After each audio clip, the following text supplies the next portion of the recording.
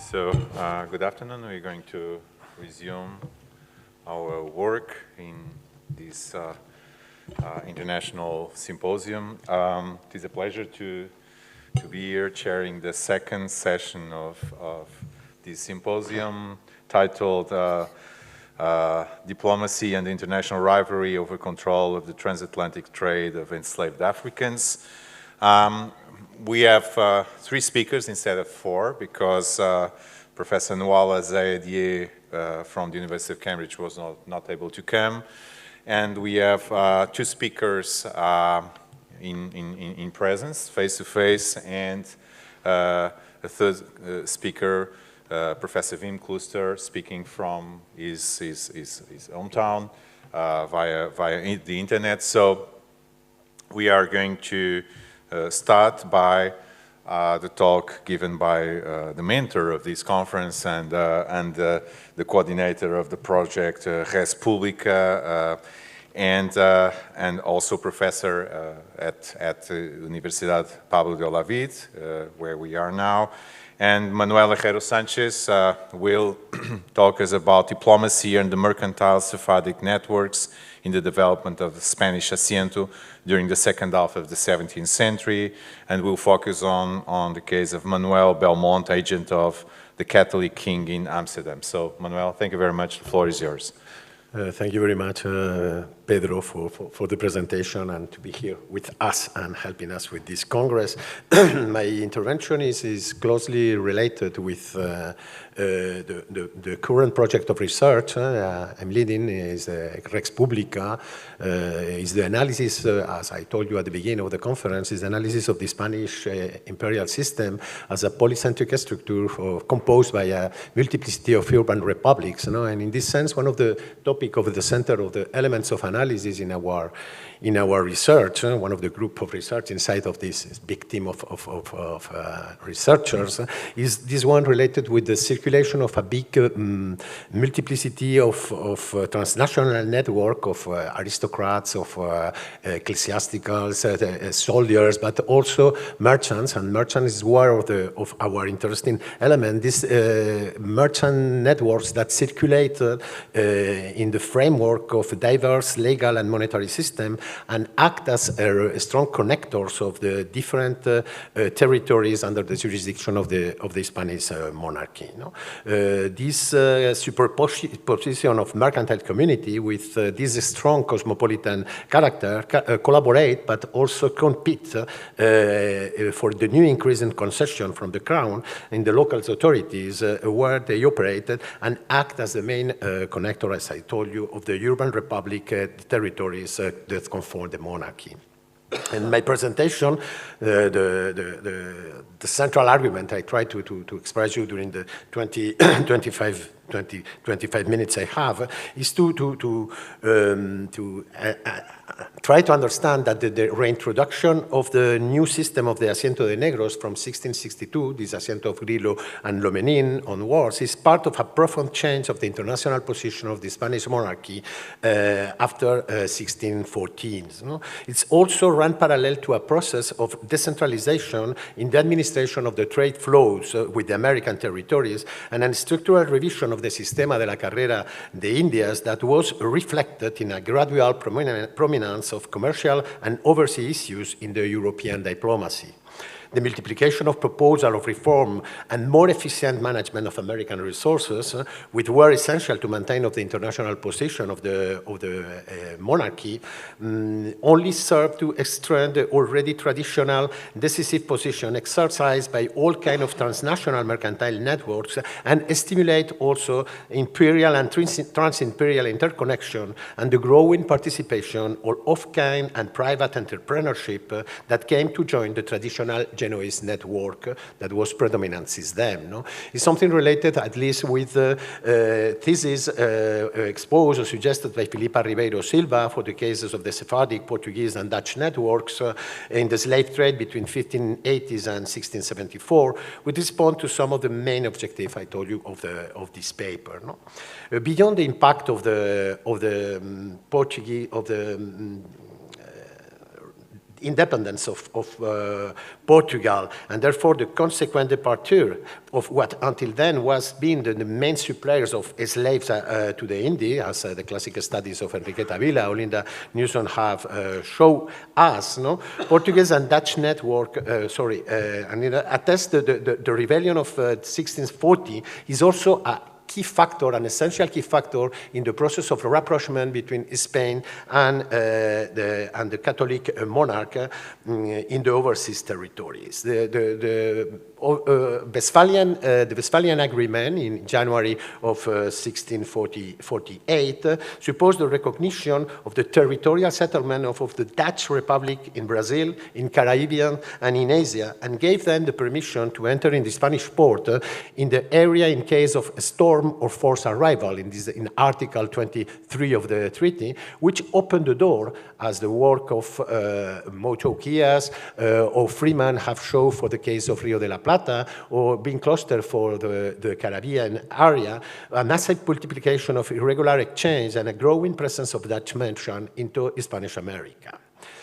As Jonathan Israel and myself had the opportunity to analyze, this concession put the end of the policy of the trade embargoes that had been rigorously applied in 1621 at the end of the 12 Years' Truce, and opened the markets under the Crown jurisdiction to the mercantile and financial network of the Dutch Republic, which led the creation of an impressive proliferation of Dutch consulate 15 days after the signature of the Peace of Münster, the ratification of this peace. The Republic also succeeded in obtaining a multiplication of trade concession and limitation on customs controls that culminated in the profitable Treaty of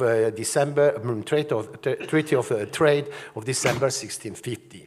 The Republic Mercantile Network profit from the Crown need for a mercantile partner capable of allowing to strengthen the embargo against the other enemies, the Portuguese and the French enemies, and also help the development of a complex network of bribery in the courts of Madrid and in Brussels to win the support of the influential figures of the court, for instance, the Conde of Peñaranda, who was the president of the Council of Indies in 1664, when the Asiento de Negros de 1662 was put in March.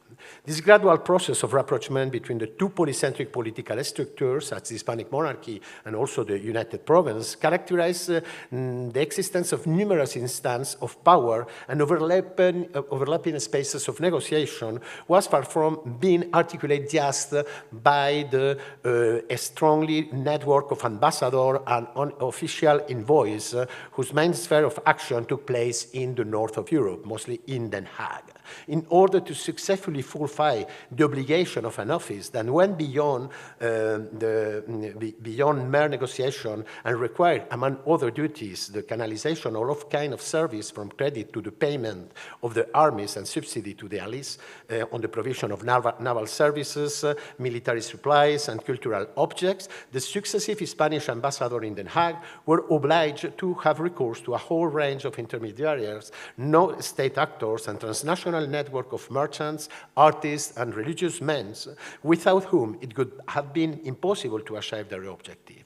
The enormous variety of mediation space of information channels and that characterize the Dutch Republic explain the crucial importance of this informal diplomacy and the central role played by a huge typology of agents capable of making contact with a myriad of institutions, including the State General, the 7 provincial states, the powerful municipal council, the Council of State, the 5 College of the Admiralty, the Grand Pensionary, and the strong degree of autonomy that have the trading company of the West Indian Company and the East Indian Company that normally took decision about their territory of administration, even in confrontation with the decision of the Dutch Republic. And the situation was further complicated in 1672 when the Prince of Orange, William III, became a stadtholder and Captain General of the most important province of the Republic, and adding another piece of this already complex puzzle. As Jonathan Israel has proved, certain Sephardic agents in close collaboration with the Portuguese Judeo-Converse entrepreneurship, who had experienced a substantial vitality during the Olivares government between the suspension of payment of 1627 and the departure from the Valimiento in 1643, worked at the service of the government of Flanders or of the diplomatic delegates of the Catholic monarch in the north of Europe, and act as a decisive connectors between the two companies of commerce and force this company of commerce to the side of the peace between Spain and the Dutch Republic. Figures like García Illán, but mostly Lopo Ramírez, alias David Curiel, who was absolutely essential in this work of connection between the companies and the Spanish ambassador, and for instance, who give and make some important money to Conde de Peñaranda, who was negotiating the peace in Westphalia in 1648, in order to pay briefs and in order to help this process of rapprochement. Paradoxically, this community, which had been affected by the aggressive policy of the Spanish Inquisition after the fall of Olivares, has seen a notable increase of this presence in Amsterdam, but also in London and in Hamburg and in Antwerp, also inside of the Spanish monarchy, and was one of the best places to operate in the Iberian market. Between 1646 and 1651, wealthy families with important international connections, such as De Pinto, Pereira, López Suazo, Teixeira, settled in Amsterdam, and others such as Cortizos and Montesinos, although they continue to maintain their residence in Spain, moved large sums of capital of the United Province. Indeed, as Svetchinski's studies have shown, that despite constituting only the 1% of the population in Amsterdam, the Jews control more or less around the 20% of the trade with the Iberian Peninsula and collaborate closely with Dutch firms such as the Koymans or the Van Collen, who were the main controllers of the trade with Spain, especially the Hull, and had a large part of the slave trade in their hands. In line with Francesca Trivellato's approach, it's clear that despite the importance of kinship, friendship, and ethnic ties, Sephardic entrepreneurs maintain a close collaboration with other mercantile communities of Italian, Iberian, Dutch, or British origin through multicultural cooperation mechanism aimed to reducing risk and reinforcing the trust.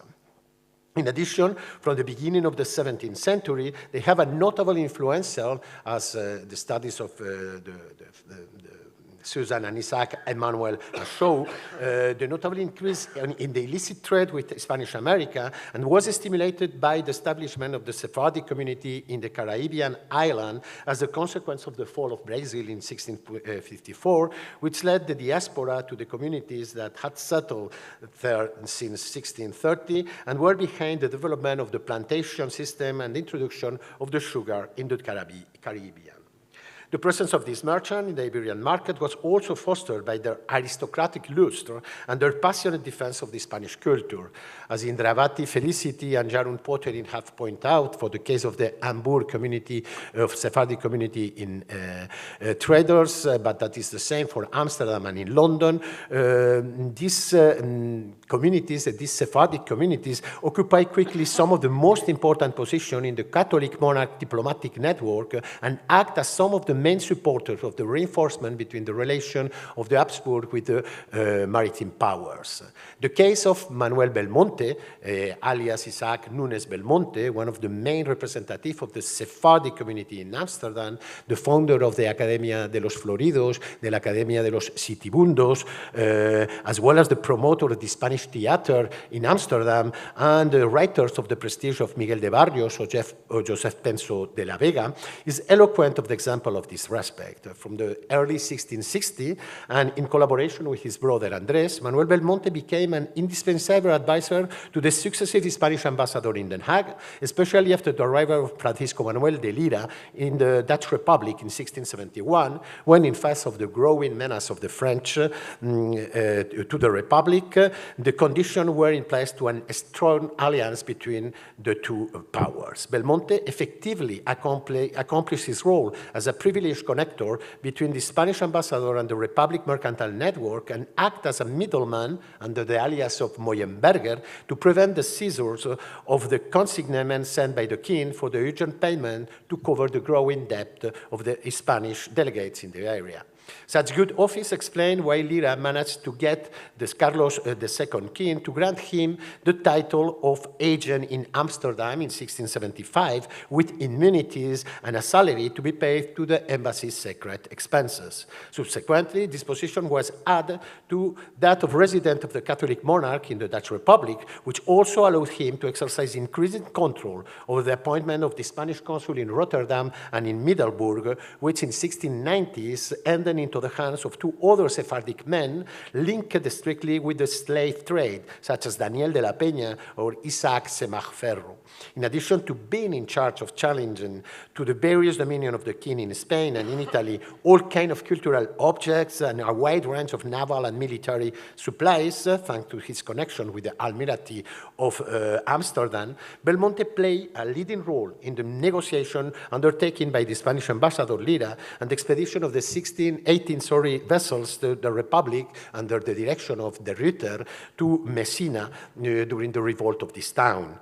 Belmonte's ascendancy allowed him also to promote his nephew, Francisco de Schonenberger, alias Jacobo Abraham Belmonte, who had been established in the Iberian Peninsula since 1678 to take charge of the payment of the debt to the Almirante in salt of Andalusia, of Andalusian salt, and he also soon became the representative, the delegate of the Prince of Orange agent in Madrid, and eventually acquired the post of the envoy for the State General at the Court of Madrid at the end of the century. In accordance with the economic reactivation measure put it in place in the Junta de Comercio promoted by Juan José de Austria after his arrival at the government in the monarchy in 1677, Manuel Belmonte, who had maintained an active correspondence with the bastard son of Philip IV, Juan José de Austria, in 1660s, channeled a whole series of reform proposals, such as a tax for the monopoly of the palo de Campeche and his sale in Amsterdam, the exploitation of the products such as the black stone of the Malaga, and the sending of all kinds of engineers and craftsmen to revitalize the Castilian textile industry. The resumption of the Asiento de Negros system after the period without effective regulation between the end of the Portuguese Asiento in 1640 and the charter of a monopoly given to Grillo and Lomelin in 1662 was part of a profound revision of the system of the Carrera de Indias. During the second part of the 17th century, the proposal for reform and adaptation of the regulation of trade with America became the keystone for the possible recovery of the monarchy and the maintenance of the military fort in face of the French threat.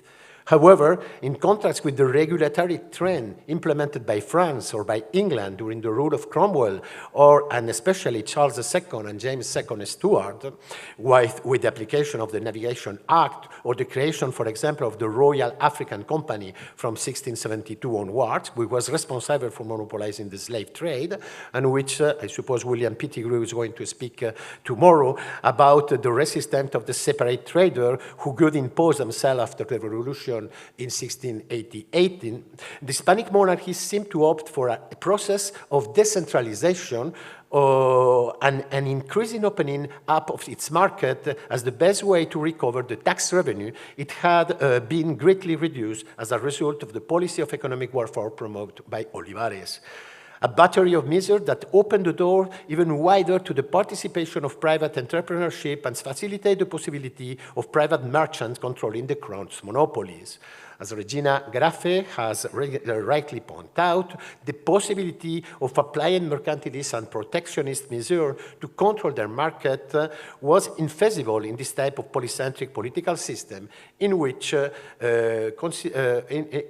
mercantile regulation operates essentially through local level. In this regard, the consideration made by the former ambassador in Den Haag, Francisco Manuel de Lira, when he reached the position, one of the most important position of the Spanish administration. It is one of Secretario de Despacho Universal during the government of the Count of Oropesa in the second part of the decade of 1680. show really this admiration about through the Dutch model of colonial administration, and led him to write to his proposal for the creation of a trading company that, since commerce cannot be violated, what makes it flourish so much in Holland is that it's considered the firmest support of public liberty and the purest and noblest blood for the whole republic, and even to propose the suppression of the Inquisition and the freedom trade for the heretic and the Jews in the interior of the territories of the Spanish monarchy. The reformist and liberalizing seal was the reflection of a policy transformation in the management of trade with America that had begun with the Juan Góngora visit of the Casa de Contratación between 1642 and 1660, which paved the way for a battery of proposals aiming of revitalizing American trade and guarantee an increase of security of the market. In this sense, the possibilities are the proposition of creation of different kind of companies. This one proposed by Manuel Francisco de Lira, who decided to open the market not just to Castilian, but also to Aragonese and also to Napolitans and Flemish peasants. Or this one of Juan de Castro, this one who promoted the creation of the Asiento de Negro, who has also a proposition of a company, or the creation in Cádiz of a free port, like this one of the Duke of Tuscany in Livorno, show and put the consideration of this system of the Asiento de Negros, the renewal of the Asiento de Negro was in the middle of this politic of reformation taking place by the Spanish monarchy. And it is also strongly related with the necessity to reinforce the political of defense of the monarchy. And it's because for that, we don't have to forget that the Asiento de Negro of 1662 was strictly linked with the production on at least 10 vessels for the Spanish army that finally have to be buy in Amsterdam through the collaboration of Del Monte, another Sephardic network, and also a strong and normally no really remember collaboration between the Spanish and the Dutch in a military aspect in the territories of America, not just during the attack of the English in 1655 against Santo Domingo, but also during the attacks of the French against the Dutch territories during the war of the Dutch during the La Guerre d'Hollande during the decade of 1673, like we can show, for instance, in this collaboration of the factor of the Asiento, Franco Lodomelin, with the governor of the Curaçao, Donker, and the support of the two ships and some militaries in order to maintain the possession of Curaçao, so important for the Asiento, in the hands of the Dutch. No? Something that was also related with this constant transformation of the Spanish market in the Caribbean and the necessity to transform the defense and the politic. For instance, in 1674, the same years when the break of the West Indian Company and the transformation of the West Indian Company in a real company just for slave trade, of the una ordenanza de corso, corsary ordinance to allow the particular in the Caribbean area to act as corsarian in the order of the Spanish monarchy for the first time. This, in this sense, Belmonte play for the Spanish monarchy a double position. In one hand, he was, like this letter of Manuel Francisco de Lira show us, as a role important to the circulation of all kind of information, not just all kind of services we have spoke before, but all kind of information about what is happening in the market of the Dutch Republic, the contraband measures, the action of these people. So directly in the sense of the Spanish monarchy, but at the same time, he was also essential link, a connector with the particular merchants in the Republic, and also for his own interests, as a show, for instance, this dispute so strong between the Dutch and the English in the supplier of merchants, as analyzed, for instance, by Jonatán Orozco between Koyman and Porcio, when the English begin to become stronger in this position, or the book of Alejandro García Montón about essential role played by all the networks of Manuel Belmonte with Francesco Ferroni in Amsterdam in order to supply of slaves the asientos. Okay. This situation I'm going on because the position of Belmonte is still very strong during the second part of the 17th century, also with the different companies, also with the company of the Cacheu in Amsterdam in collaboration with Jerónimo Núñez da Costa, and also with Luis Simão Rodrigues de Sousa, and still during all this period Belmonte played this central role. The Asiento, and I'm concluding, its management and the enormous benefits it obtained were not only the most eloquent expression of the increasing deregulation of the trade with America, but it was also one of the main pieces of the diplomatic negotiation and one of the most appreciated objects of desire by the international power, especially at the delicate moment of the succession of the crown after the death of Carlos II in 1700. The granting of the Asiento to Jean-Baptiste Ducasse on behalf of the Compagnie de Guinée, after the accession of Philip V to the throne, became, together with the expulsion of the Dutch garrison from the barrier in 1701, the main cause of the outbreak of the War of the Spanish Succession. Through Schonenberg mediation, Manuel Belmonte, although he died the following year, was appointed as ambassador of Carlos III of Habsburg in The Hague in 1704, while the post of Spanish consul went to Judias Senior Enriquez, a relative of the brother David Senior and Capitan Felipe Enriquez, who had been factors in the Asiento in Curaçao in the 1690s, and one of the Belmonte main correspondents in the island. Nevertheless, on the diplomatic negotiation during the War of the Spanish Succession, which culminated with the Peace of Utrecht and the cession of the Asiento to the England, I think it's best to leave the floor to Bean Kloster. Thank you very much.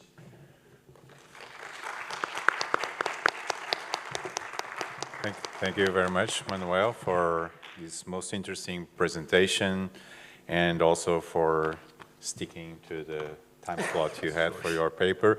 I'm now passed the word to Professor Wim Kloster from Clark Universities. The title of his paper is Exiting the Asiento, Diplomacy and the Dutch Slave Trade During the War of the Spanish Succession. So, as you can see, we are continuing to focus on the diplomatic reverberations of all these Asiento businesses and networks we are talking about here today and tomorrow. So, Professor Kloster, thank you very much. The floor is yours. Thank you very much. I hope you can all hear me well. I see you can see me. I would like to thank the organizers of the conference. Thank you very much. For inviting me to this stimulating conference.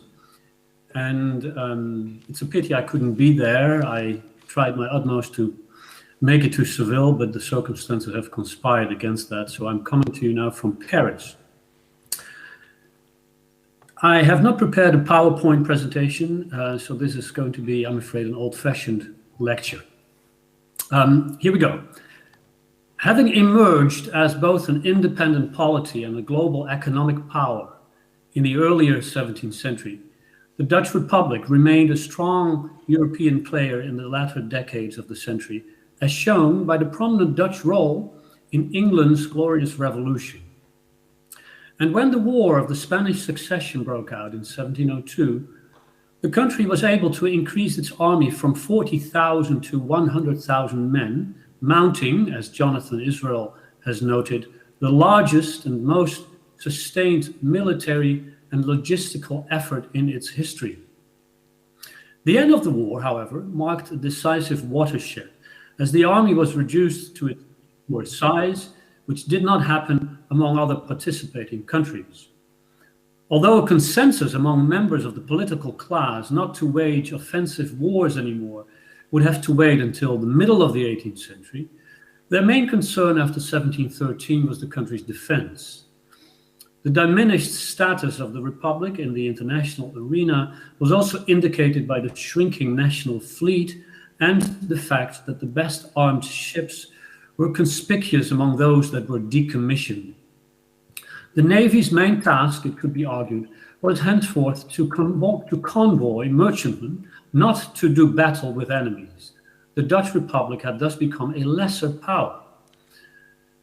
And that conclusion could also be drawn from the events that transpired in Dutch America during the war, which suffered numerous French raids without any attempt from the Dutch admiralties to get even. In St. Eustatius, Suriname, Berbice, and Curaçao, the French invaders squeezed large amounts of ransom from the Dutch settlers, which were paid not in cash, but in cash crops and provisions and enslaved workers. In Essequibo, a small Dutch colony, the French almost wiped out the colony in 3 separate attacks. A large share of the ransom sums could not be paid immediately, causing tensions in some colonies between settlers and local governments. The material damage inflicted by the invasions was also substantial. However, the real long-term damage done to the Dutch Atlantic in the War of the Spanish Succession was not caused by the French assault, but international diplomacy. And it is this topic that I will address today, especially in relation to the Asiento trade.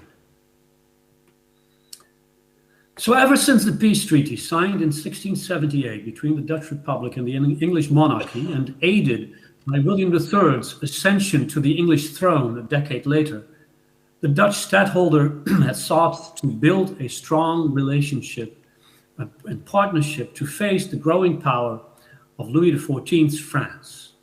By 1700, what bound the English to the Dutch was not only the fear of a foreseeable union between the French and the Spanish monarchies, but Louis XIV's ambitions in the Americas, Asia, and Africa.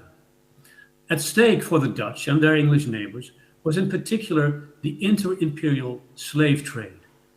The Dutch had entered the Atlantic slave trade in full force in the mid-1630s to supply the sugar plantations of northeastern Brazil. When the Portuguese revolt reduced the area under Dutch control, the Dutch slave trade did not come to a halt. Instead, Dutch slavers began to look for foreign colonies to sell their human merchandise, and they soon dominated slave sales to the French Caribbean. And although French mercantilism slowly eliminated Dutch merchants from French ports, the Dutch slave trade continued to thrive as cordial ties between the Dutch Republic and its former Spanish foe enabled the establishment of close commercial ties in the Caribbean. The pivot of this trade was the small island of Curaçao with its excellent natural port not far from Venezuela. Curaçao rapidly developed into a slave entrepot in the late 1650s, and starting in 1662, the island played an official or unofficial role in virtually all asientos that the Spanish crown signed in the following decades with foreign merchants for the export of enslaved people to Spanish America. It was therefore not coincidental that the anti-French Treaty of The Hague was signed by the Dutch Republic, England, and the Holy Roman Empire to form a grand alliance on September 7th, 1701, a mere 2 weeks after the Spanish crown had granted the Asiento to the French Compagnie Royale de Guinée. The Asiento contract stipulated that the French company enjoy remarkable privileges, such as an exemption from inspection of its ships by Spanish officials. What shocked the English and Dutch governments was that foreigners and non-Catholics could not even participate in the slave business indirectly. It was to be expected then that Curaçao's highly profitable middleman position in the Spanish slave trade was terminated, even though that did not prove to be entirely true, as we will see. Amsterdam's merchants also believed that it was only a matter of time before France would control Spain's trade and Spain's colonies. They therefore closed their warehouses in Seville and Cadiz. In the end, that measure made little difference because Spain's government suspended the fleet system for a number of years, afraid as it was of silver shipments falling into the hands of its enemies. But the future of the Dutch Atlantic looked bleak in 1702. Curaçao was not only the largest transit port in the inter-American slave trade, its merchants were also deeply involved in the import of precious metals and a variety of American cash crops, especially cocoa, from Venezuela.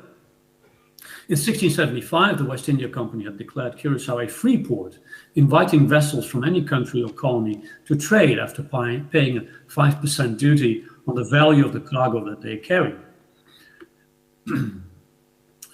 But let me see. But despite the importance of the trade in cash crops, a commercial collapse was expected to occur now that the new Asiento bypassed the island. Both independent Dutch merchants and West India Company investors feared the commercial privileges that French traders would now enjoy across Spanish America. The Anglo-Dutch Treaty of September 1702 reflected the state of alarm on both sides of the Channel. One passage said that, quote, "The free intercourse of navigation and commerce which the English and the Dutch have in the Indies and other places will be utterly destroyed." It had been the plan of Stadtholder King William III, who died in March 1702 before the war had gotten underway. It had been his plan to obtain, by fitting out an Anglo-Dutch fleet that would capture the Spanish colonies and integrate them into the empire of Archduke Charles, commercial privileges in Spanish America for both the English and the Dutch. Despite discussions of such a plan, nothing ever came of it. And then 5 years into the war, Antony Heinsius, the Grand Pensionary of Holland, drafted a much more ambitious plan for an Anglo-Dutch expedition to seize all of Spanish America. The English government deliberated, but again the plan did not leave the drawing board. Territorial concessions continued to be proposed. In later negotiations, Louis XIV seems to have been willing to award British possession of Havana, Portobello, and Darien, while granting the Dutch Buenos Aires and Cartagena de Indias. Less grandiose, but still quite ambitious, was an apparently Anglo-Dutch plan for the establishment of a Dutch colony in 1711. John Drummond, a Scottish banker and merchant based in Amsterdam, wrote to his regular correspondent Robert Harley, the soon-to-be Earl of Oxford, quote, "The secret project for a settlement on the continent of the Spanish West Indies meets with encouragement from this town, from Amsterdam, who demand a third part of the whole for them, another third for the society, Suriname, and 1/3 will be taken by subscription. They demand only 6 men of war, 6 warships, 12 or 1,500 landmen and 600 Negroes ready at Suriname to be taken aboard there. The place they design is rich in mines and a great distance from any great force the Spaniards have or can bring there of sudden. They require 300 handicraftsmen, such as bricklayers, carpenters, and smiths, and a sufficient artillery for making and furnishing a fort on their arrival. The place they design is said to be in the Kingdom of Mexico, but as all is yet kept extremely secret, you may be sure that part will be discovered last." End of quote. The Dutch archives are actually entirely silent on the plan, but it must at least have been discussed by some. Now, such plans for Dutch colonial expansion were developed in part as compensation for the loss of the Dutch role in the Asiento trade. And yet, Curaçao was not completely sidelined by the French Ascentistas. In fact, shortly before the onset of the War of the Spanish Succession, the prominent Amsterdam merchant and banker André Spels was approached by 2 representatives of the French West India Company. They proposed what would have amounted to yet another Asiento subcontract for the Dutch, who were to deliver 2,500 enslaved Africans to the French on Curaçao. Ships of the French West India Company would transport the captives to the Spanish colonies. It seems that no agreement was signed because of the approaching war and the fear of the West India Company that its ships ran the risk of being seized on their way from Africa to the Caribbean. Once the war was underway, the Dutch slave trade was indeed hampered by privateers, not those belonging to the French or Spanish enemies, but English privateers, which captured vessels with or without human cargoes, which they suspected of trading with Spanish America, a commerce that had not been interrupted by the war. Meanwhile, French requests for Dutch slave supplies kept coming. A Frenchman arrived from Cartagena de Indias on behalf of the Ascentistas to strike a deal in 1704, although it is unclear if that materialized. And 3 years later, the French company contacted 2 Amsterdam merchants about the possible Dutch delivery of human cargoes from Africa. The request was actually denied by the West India Company board. Finally, the Dutch role and the Curaçao role, particularly in the French Asiento, obtained a firm footing in 1708, a few months after the French Admiral Jean-Baptiste Ducasse had arrived on Martinique. And of course, we'll hear much more about Ducasse in the paper after this. So Ducasse, a former slave trader, the former governor of Saint-Domingue, had the right to sign contracts on behalf of the French West India Company. And the contract that he signed on this occasion was with a man named Juan de Churiol, a native of Navarra, who was to take care of the slave trade to Trinidad, the island of Margarita, Cumana, Cumanagota, and Maracaibo on the Venezuelan coast, as well as Puerto Rico. He was also authorized to have the Africans branded with the Asiento's mark. And armed with this contract, Churiol soon embarked for Curacao. Churiol presented the trade that he proposed to commence in a highly favorable way by stressing that commodities other than enslaved people could also be shipped on board the slavers to Spanish American ports, where they would be exchanged for cash and local products. His condition was to establish a residency on the island, which the island's ruling council allowed, at least temporarily. And Churiol then immediately started buying African convicts and sending them to Tierra Firme. The Spaniard next sailed to Caracas, where his sudden appearance caused indignation on the part of the Asiento's local factor, who felt bypassed. And along with his counterpart in Maracaibo, he prevailed on the newly arriving governor of Caracas to confiscate Churiol's vessels and goods. But a decision by the Council of the Indies reversed this decision. Churiol also had his adversaries in Curacao, where he was blamed for the capture by French privateers of a Dutch slave ship shortly before it would have entered Curaçao's port of Willemstad. When Churiol re-entered the island, he was arrested together with his entire team of 32 men. The island's council released him because of all his outstanding debts and because he promised to return from Tierra Firme with food, which was very welcome, since Curaçao was running out of provisions. Although suspicions about his alleged involvement in anti-Dutch French privateering did not go away, Churiol remained by far the main customer of enslaved people arriving on Curaçao. The only competition was from Saint-Domingue. It seemed as if French ownership of the Asiento had reduced the island's participation in the slave trade to Spanish America, but it surely had not ended it. Thus, we find Churiol still shipping enslaved people from Curaçao during the last months of the War of the Spanish Succession, until Spanish King Philip V finally forbade him any further involvement.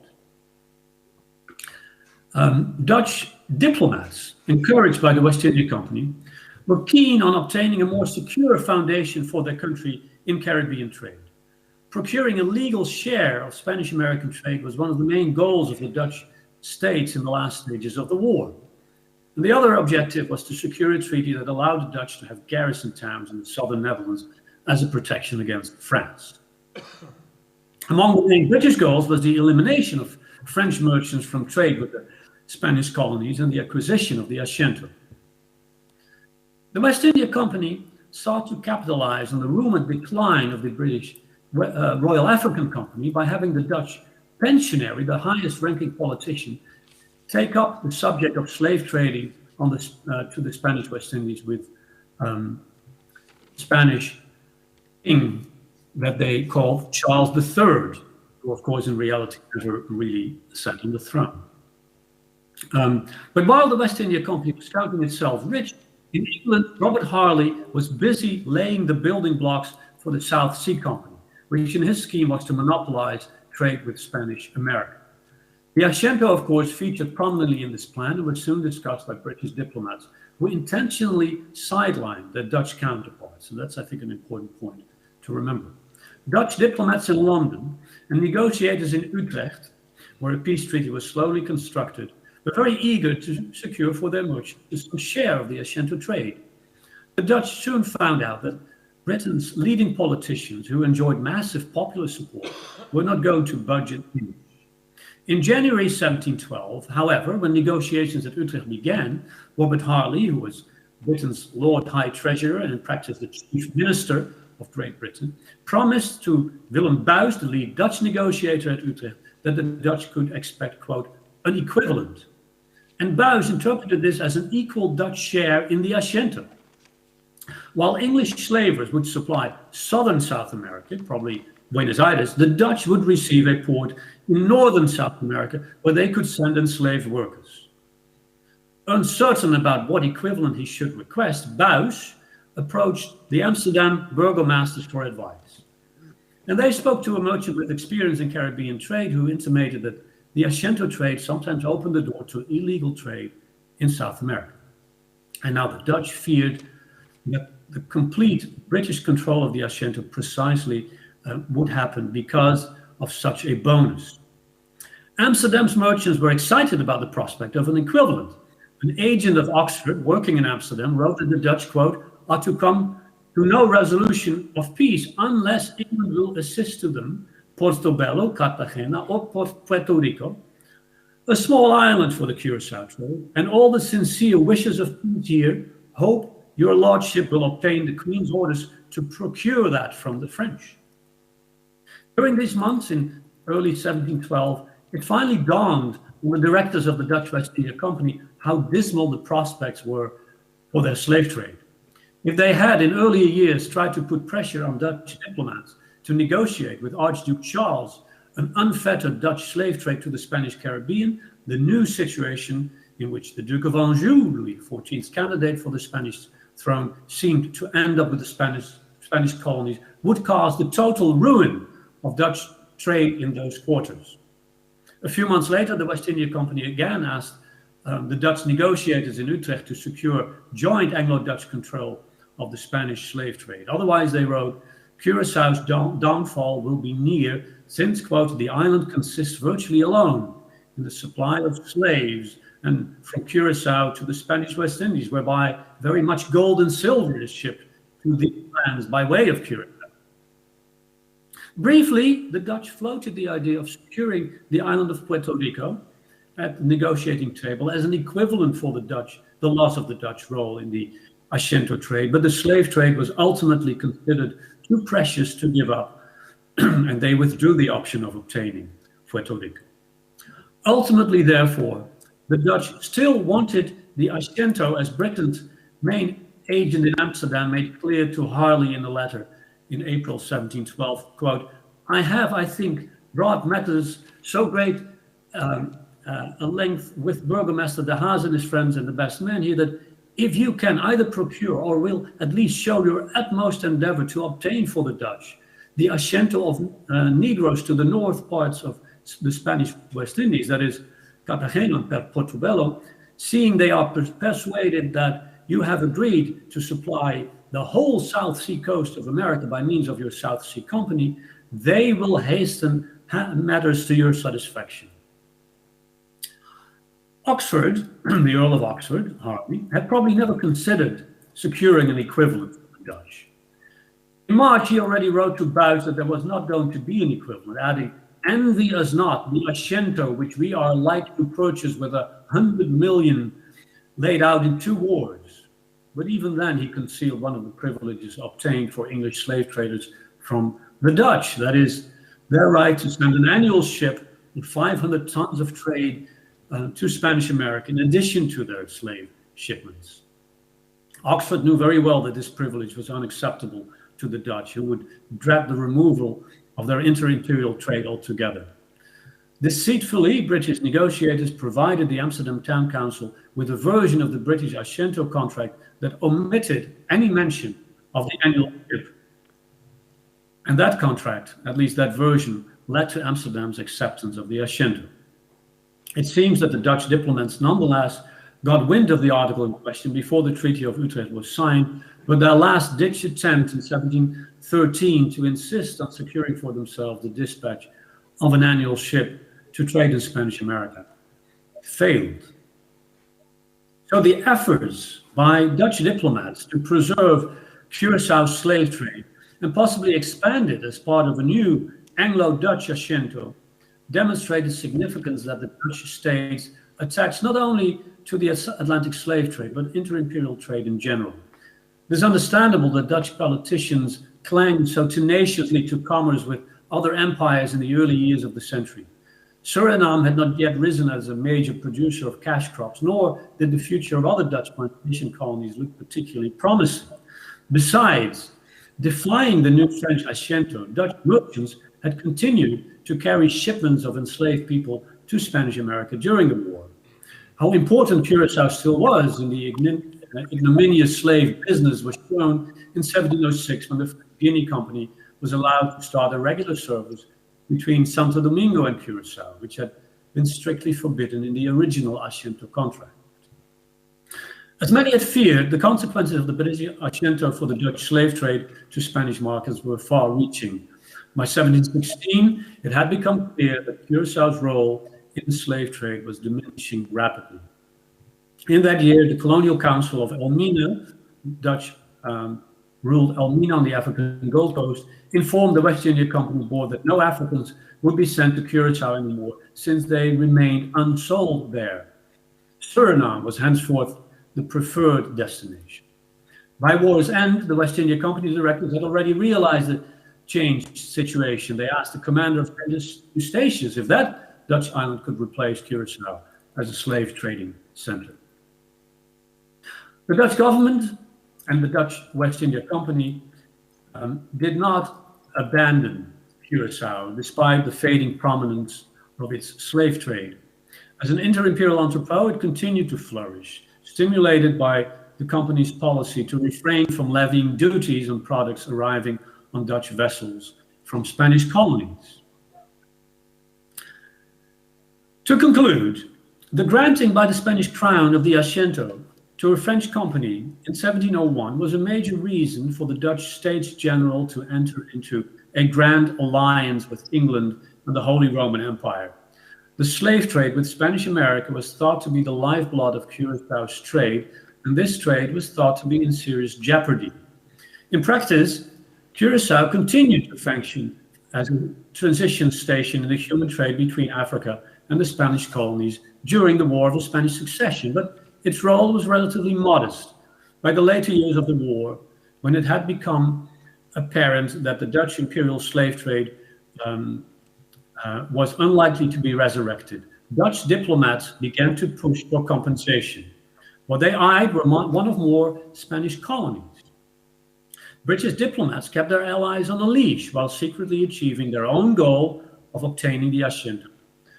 The Dutch diplomats were left empty-handed, and Curaçao, which had once been among the busiest slave trading ports in the Americas, saw a rapid decline of its shipments of African men, women, and children. Thank you very much.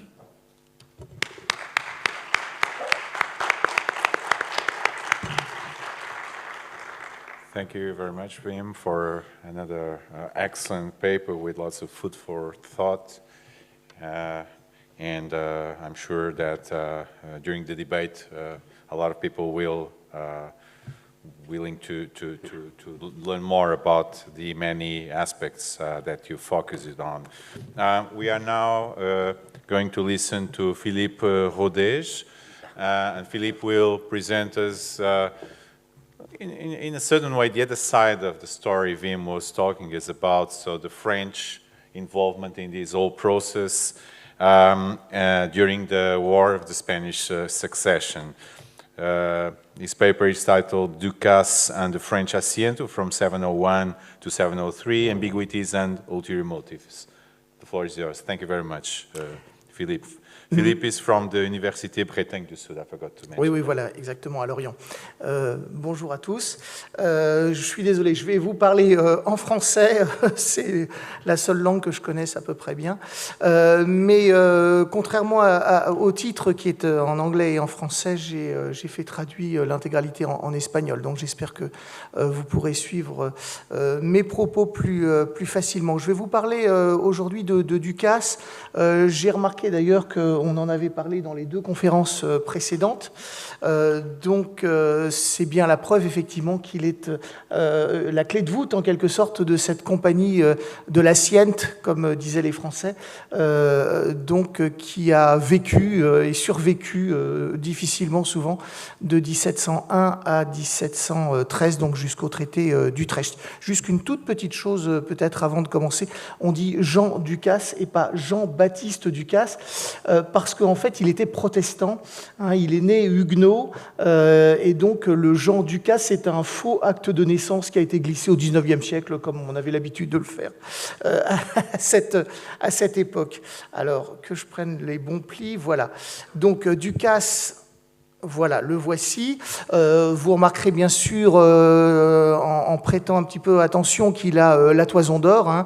On en reparlera en toute fin. Hein. Ce tableau qui se trouve dans un château en Bretagne aujourd'hui, le château de Josselin, avec une copie au musée de la Marine.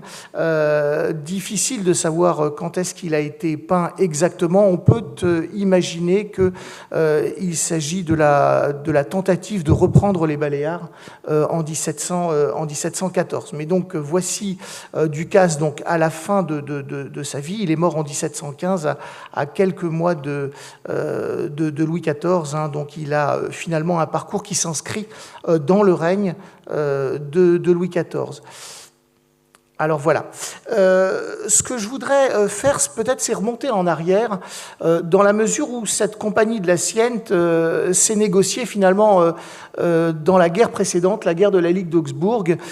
Et donc, ce que je voudrais montrer, c'est qu'en pleine guerre, finalement, cette compagnie de l'Asiento a germé, et puis l'idée a progressé, finalement, que la France pouvait s'emparer de cette Asiento. Donc, première partie, donc, les conditions du rapprochement de l'Espagne et de la France aux Antilles, sachant évidemment que ça s'est fait dans une période où la France était en guerre contre l'Espagne.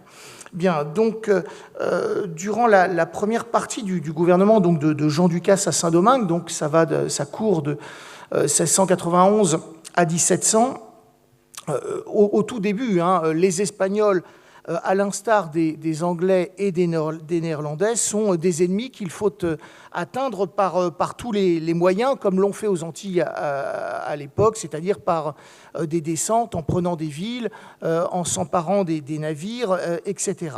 Mais ce qui est intéressant, c'est que sans attendre la paix, donc la paix de Ryswick, hein, qui sera signée en 1697, eh bien, finalement, les relations franco-espagnoles évoluent dans le bon sens et donc en pleine guerre. Alors, je vous ai juste montré une carte de Saint-Domingue. Je ne sais pas si la souris vous le montre, mais donc ce qu'il faut regarder dans Saint-Domingue, c'est beaucoup plus la partie sud.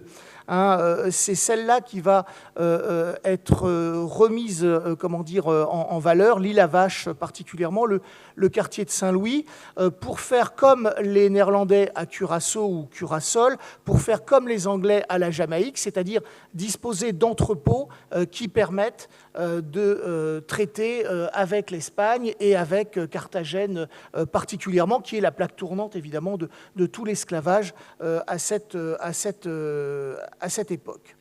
Alors, voilà. Donc, Ducasse, personnage central, on l'a dit, il est né calviniste, il est né à Pau, ancienne république calviniste pendant les guerres de religion françaises. Donc, en fait, sa conversion au catholicisme lui a permis, sans entrer plus avant dans les détails, lui a permis d'entrer dans la marine du roi. Il y a eu une tractation, tout simplement, qui a été faite. Ducasse a montré des billets émanant des Provinces-Unies où on lui faisait des propositions d'emploi, tout simplement en lui disant qu'est-ce que je fais, et donc le secrétariat d'État à la mer lui a dit le mieux c'est de vous convertir, et donc il est rentré directement avec le grade de lieutenant de vaisseau dans la marine du roi. Donc c'est un personnage qui a touché à tout, si vous voulez, hein, ce qui en fait son originalité. Et puis peut-être avant, ça je ne l'ai pas marqué, mais de dire quand même que c'est le personnage, selon le comptage que j'ai pu faire, qui a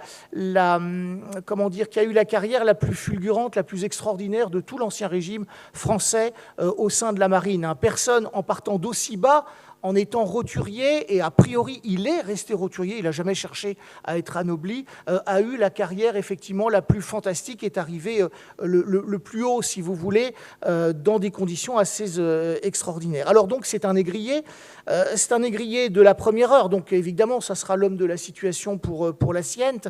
Je le trouve probablement au tout début de sa carrière, quand il est recruté comme écrivain dans les premières compagnies du Sénégal, à l'époque, il est donc à Bayonne, et donc il a fait toutes les compagnies du Sénégal, aussi bien comme directeur que comme marchand. Donc c'est quelqu'un qui a une très grande expérience de l'Afrique, peut-être plus particulièrement du Sénégal, et donc évidemment ce sera un atout pour lui.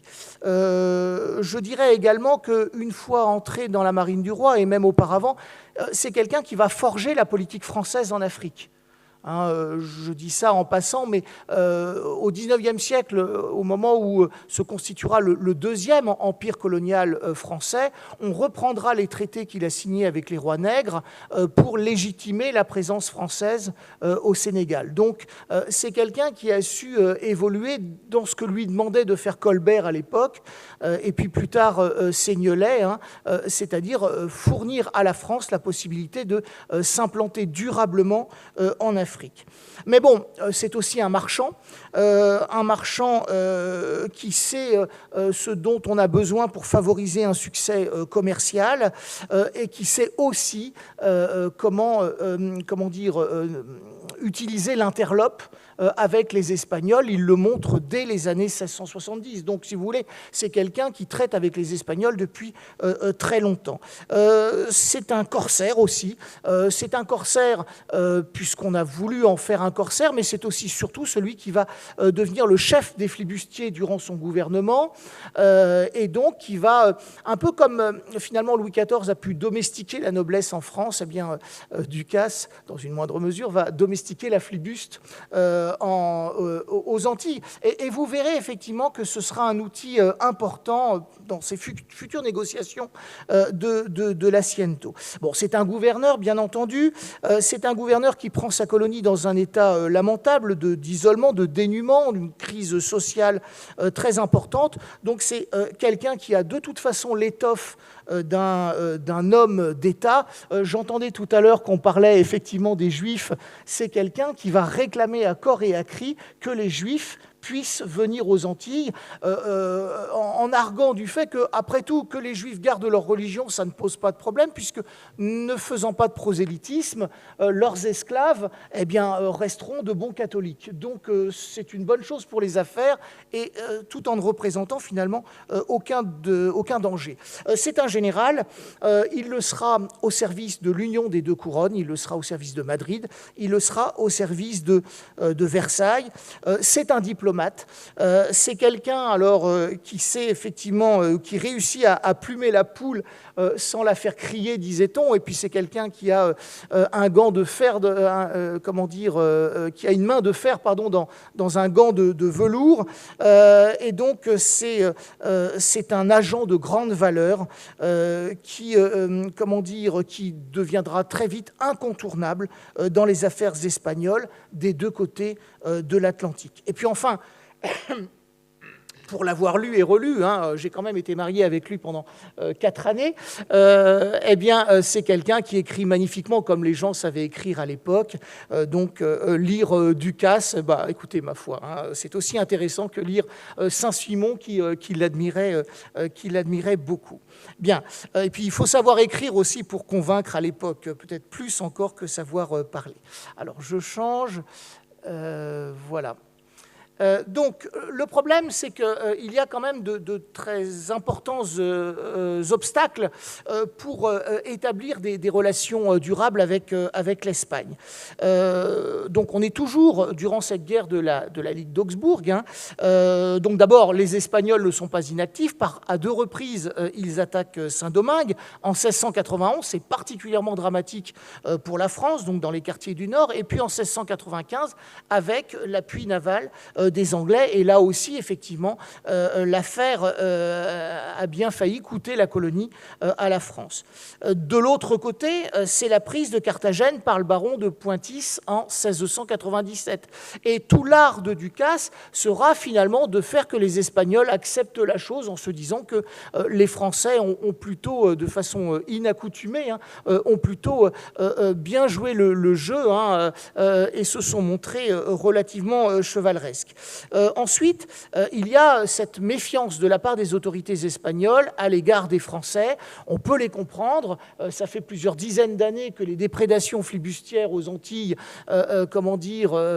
ne font pas de pitié aux Espagnols, qui le rendent bien d'ailleurs, hein, avec des demi-galères armées à Cuba. Mais en tout cas, cette méfiance, ça fait longtemps qu'elle est établie, donc elle est difficile à dénouer, si vous préférez. Ensuite, il y a ce dossier au moment de Nimègue,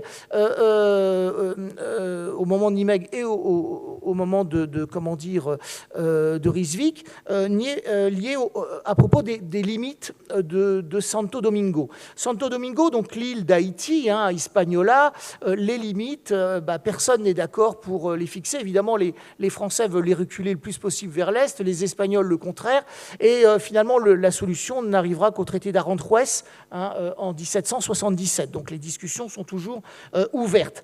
Et puis il y a surtout la présence française en Louisiane. Hein, que Cavelier de la Salle se soit perdu et par la suite été assassiné, ça n'est pas très grave pour les Espagnols, mais que Pierre Lemoyne d'Iberville, avec des flibustiers diligentés par Ducasse, ait redécouvert l'embouchure du Mississippi, ça pose un problème effectivement dans tout le dispositif colonial espagnol. On coupe en deux les mêmes colonies, et ça effectivement c'est très difficile à faire comprendre aux Espagnols. Bien, donc voilà un petit peu les problèmes qui se posent. Et donc, deux témoignages que je voudrais vous livrer très rapidement qui en disent long sur l'état d'esprit de Ducasse. Le premier par le baron de Pointys, qui, côté français, était, je dirais, son meilleur ennemi. Hein. Et donc, ce témoignage, vous avez à le situer finalement au moment de la prise de Carthagène, hein, dans un écrit que le baron de Pointys a fait publier en Hollande. Et donc, il dit la chose suivante. On travaillait cependant à la capitulation. Ducasse, toujours jusqu'à l'importunité, avocat des Espagnols, me tourmentait pour adoucir les conditions que j'imposais, les médisants soutenant que pourvu qu'on entrât dans la ville, le prix lui importait peu, que ses intelligences le paieraient bien des facilités qu'il aurait apportées. Alors, c'est vrai que à Carthagène, même quand les flibustiers opèrent une deuxième descente, parce qu'ils estiment avoir été lésés par le partage du butin, eh bien, là encore, on aura des flibustiers de façon très extraordinaire qui n'utiliseront pas la violence. Alors que, évidemment, no peace beyond the line, hein, vous le savez, de l'autre côté des lignes, en général, on n'utilise pas ce genre de méthode douce. Eh bien, voilà, c'est le résultat un petit peu de la méthode Ducasse. Ces flibustiers vont se montrer extraordinairement tolérants. Et puis, deuxième chose, mais vous le savez peut-être, ce pillage s'est fait aussi en direction des églises. Donc, les biens d'église ont été pillés. C'est Ducasse qui négocie le fait que les biens d'église seront restitués à la ville de Carthagène. Vous imaginez bien qu'il y a une idée derrière tout ça. Le deuxième témoignage, il provient du gouverneur de la Jamaïque, Beston, qu'on ne peut pas non plus soupçonner d'être un ami de Ducasse. Et celui-ci dit la chose suivante à propos donc, du traité de Rijswijk. Depuis la paix, les Français ont interdit le commerce avec tous, mais pas aux Espagnols, pour qui ils ont beaucoup d'amour, supposant qu'eux et leurs colonies leur appartiendront dès que le roi d'Espagne sera mort. Et les Espagnols sont comme affectionnés pour eux et les admettent à leur commerce et dans leur port, ceux-là même qu'ils ont repoussé ces 10 dernières années. Mais pour les Anglais, qui ont combattu si longtemps pour eux et perdu leur sang et leurs trésors pour les défendre, ils refusent toute civilité et respect commun et les appellent des pires adjectifs. Alors, si tant est que la chose est vraie, ce n'est pas tout à fait exact, mais enfin, si tant est que la chose est vraie, on voit bien effectivement qu'il y a un retournement d'une partie, en tout cas, des autorités espagnoles qui commencent à trouver finalement les Français un peu plus, je dirais, fréquentables. Donc, ce rapprochement se concrétise. Il se concrétise sur différents points que j'ai listés et que je vais expliquer rapidement. D'abord, l'échange des prisonniers est respecté. Le cartel d'échange, comme on l'appelle, c'est-à-dire que les Français renvoient des prisonniers vivants aux Espagnols, et ceux-ci font la même chose. Donc ça permet d'entretenir finalement un courant d'amitié, d'en profiter pour parler affaires, et puis aussi de faire du renseignement, bien entendu. Ensuite, la violence des flibustiers est maîtrisée, bon ça on en a parlé. Ensuite, les Domingois, pendant la guerre, ont beaucoup plus combattu les Anglais qu'ils n'ont combattu les Espagnols. Ça a permis, donc quatrième point, au commerce interlope de se développer. On voit Ducasse qui reçoit des bâtiments nantais, malouins, bordelais, rochelais, etc., et qui les réoriente là où il pense effectivement qu'on peut générer du profit. Et puis ensuite, et là le point est important pour la Siente, Ducasse reçoit l'autorisation en pleine guerre de se procurer des esclaves comme il peut, et de les vendre aux Espagnols. C'est assez inusité comme autorisation, hein, que dans une correspondance, un ministre accepte effectivement le principe de contourner le monopole de compagnies comme la Compagnie du Sénégal et la Compagnie de Guinée, et que ces esclaves, on puisse en revendre une partie directement aux Espagnols, qui sont quand même encore des ennemis. Et puis, il y a donc de bonnes relations qui sont entretenues avec les autorités espagnoles, notamment dans l'affaire des Écossais du Darien, qui est le pendant, en quelque sorte, de ce que je vous ai dit à propos du Mississippi. Autant les Français vont s'établir au Mississippi, bon, avec de faibles moyens, autant les Écossais, à 3 reprises, tentent de s'implanter au Darien, et ça, pour les Espagnols, c'est beaucoup plus grave, parce que ça veut dire effectivement qu'ils sont à portée de franchir l'isthme de Panama et de déboucher impunément en mer du Sud. Donc on va mettre le paquet pour, mettre l'accent sur le risque lié au Darien, pour faire oublier un petit peu ce qui se passe au Mississippi. Et puis, dernier point, la religion catholique. Alors c'est quand même assez extraordinaire de voir qu'un ancien huguenot n'hésite pas à écrire à toutes les autorités espagnoles des Antilles en leur disant « mais enfin, nous sommes tous catholiques, donc évidemment, nous devons nous entendre ». Bien. De ces tractations, eh bien, va naître tout simplement la Compagnie de Bourgogne, ou Compagnie de Saint-Domingue. Donc elle naît en 1698, alors pas comme Ducasse aurait voulu qu'elle se forme, mais enfin, elle va quand même permettre notamment de mettre en valeur les quartiers du Sud. Alors ce qui est tout à fait intéressant, c'est que dans le contrat de cette compagnie, donc qui est une compagnie négrière, hein, essentiellement, l'article 14 prévoit l'envoi de 1500 engagés, hein, les indentured servants. Alors ce serait intéressant par rapport au débat qu'il y a eu ce matin de savoir finalement de parler aussi de ces engagés par rapport aux esclaves venus d'Afrique. Hein. Avant il y avait l'engagement, ensuite il y a eu l'esclavage. Et puis probablement pour des raisons financières, c'est l'engagement qui a repris le dessus après dans bien des cas. En tout cas, 1500 engagés, 2500 noirs, donc en 5 ans, avec un capital de 1 200 000 livres.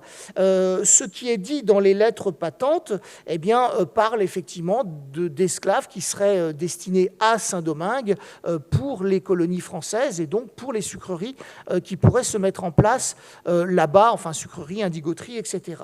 En réalité, dans la correspondance, il est clair qu'il s'agit de faire de l'île à Vache un entrepôt et de vendre des esclaves donc directement aux Espagnols, tout en traitant avec les Indiens des Sambres pour voir s'il n'y aurait pas Sambre, donc c'est le nom de ces Indiens, hein, pour voir s'il n'y aurait pas possibilité de s'établir aussi à la place des Écossais dans le golfe du Darien. Donc, à ce propos, 2 extraits de la correspondance de Ducasse qui vous montreront peut-être à quel point cet homme est roué aux affaires d'Espagne et donc sera l'homme de la situation très bientôt.